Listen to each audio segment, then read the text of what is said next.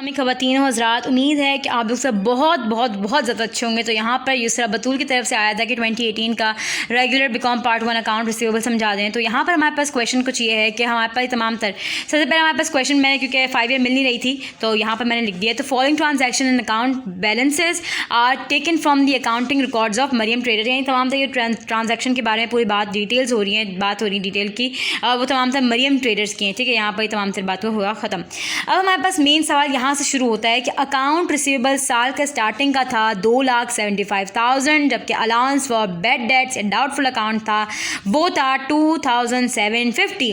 जब मैंने अपनी सिस्टर से सीख रही थी तो उनसे मैंने पूछा था यार ये यहाँ पर CR क्यों लिखा हुआ है, इसका मतलब क्या होता है। आप लोग का भी यही सवाल होना चाहिए, तभी मैं कहूँगी बेहतरीन स्टूडेंट हो यार।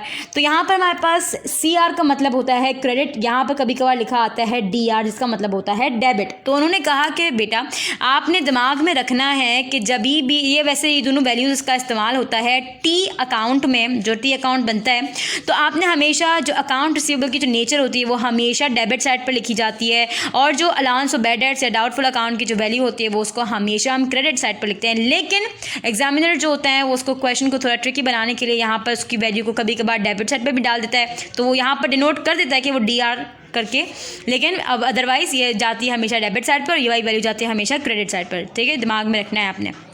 अब हमारे पास क्या है कि यहाँ पर हमारे पास क्वेश्चन यहाँ पर से हमारे पास आया है कि ट्रांजैक्शन जो पूरे साल की हमारे पास हुई थी, तो हमारे पास 31 दिसंबर 2016 को हमने देखा कि ट्रांजैक्शन पूरे साल में हमने हुई थी। तो सेल्स ऑन अकाउंट हमने जो किया था वो 6 लाख रुपये किया था, सेल्स डिस्काउंट जो कस्टमर ने अवेल किया था वो 15,000 रुपये का किया था, कैश कलेक्शन जो कस्टमर से हमने ली थी वो 4,75,000 थी। ठीक है, अब हमारे पास साथ साथ अपने दिमाग में रखना है ट्रांजैक्शन तो आपने पढ़ ली, लेकिन अब हमने पूरा का पूरा क्योंकि क्वेश्चन सॉल्व करना है तो हमेशा अकाउंट रिसीवेबल के 2 तरीके होते हैं। अब वो हमें मालूम करना होता है कि कौन सा है, अकाउंट बैलेंस शीट अप्रोच के तहत करना है या फिर इनकम स्टेटमेंट अप्रोच।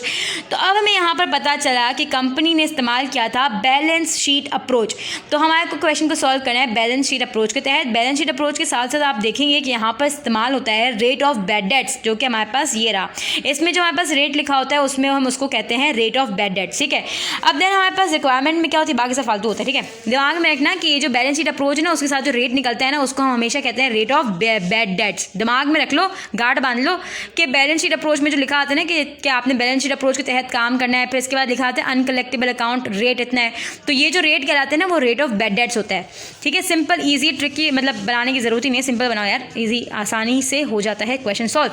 तो यहाँ पर रिक्वायरमेंट में इन्होंने सिंपल में बता दिया कि आपने अकाउंट जनरल जर्नल की एंट्रीज ट्रांजैक्शन मतलब जनरल जर्नल में लिखनी है, एडजस्टिंग एंट्रीज बनानी है 31 दिसंबर 2016 की, आपने प्रिपेयर करना है account receivable and allowance for bad debt account. तो इसका मतलब होता है टी अकाउंट बनाना है और हमें बनाना है पार्शियल बैलेंस शीट।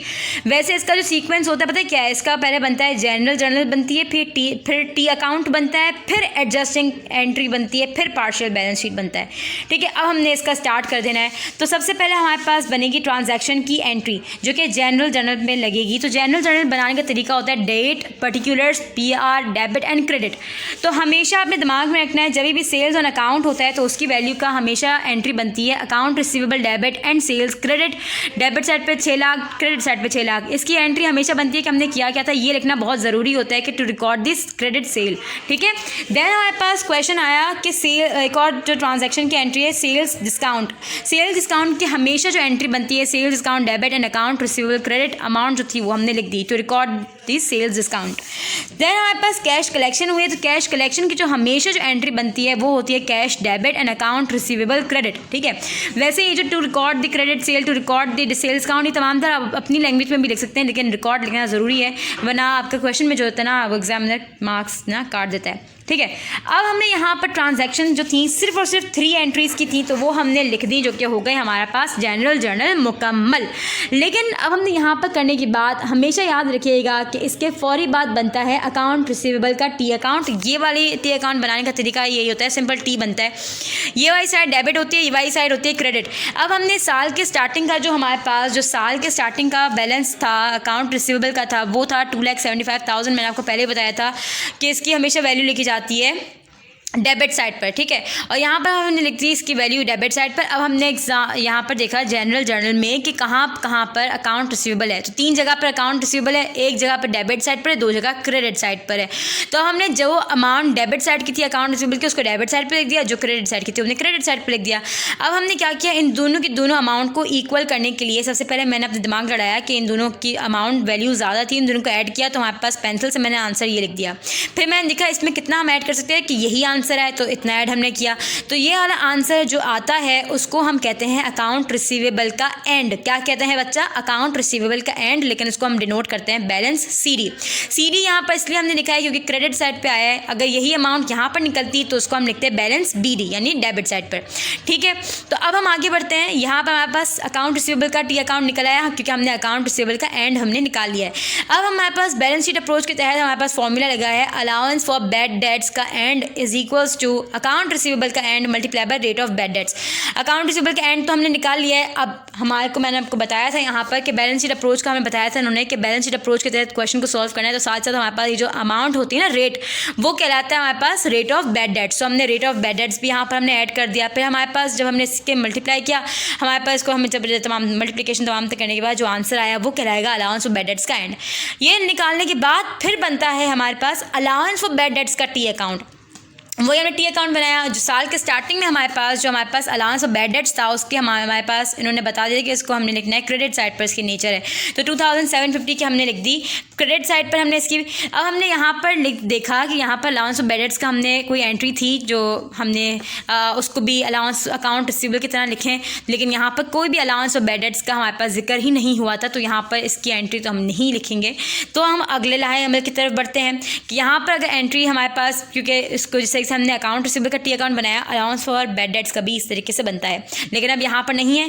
फिर अब हम आगे बढ़ते हैं। तो फिर अब हमारे पास यहाँ पर आती है बारी अलाउंस फॉर बैड डेट्स का एंड डालने की, क्योंकि जब भी हमारे पास अलाउंस फॉर बैड डेट्स का एंड निकलता है तो उसको हम हमेशा जो ठीक है, हमने यहाँ पर बैलेंस बना लिया। अब हमने क्या कर लिया, यहाँ पर balance for allowance for bad debts का हमने क्या बना लिया, हमने यहाँ पर बच्चा T अकाउंट बना लिया। T अकाउंट बनाने के लिए वही मैंने आपको बताया कि यहाँ पर हमारे पास साल के स्टार्टिंग का जो बैलेंस था अलाउंस ऑफ बैड डेट्स का वो था 2750, जो कि हमें उन्होंने बता दिया था कि क्रेडिट साइड पर इसकी नेचर है, तो हमने इसको क्रेडिट साइड पर लिख दिया।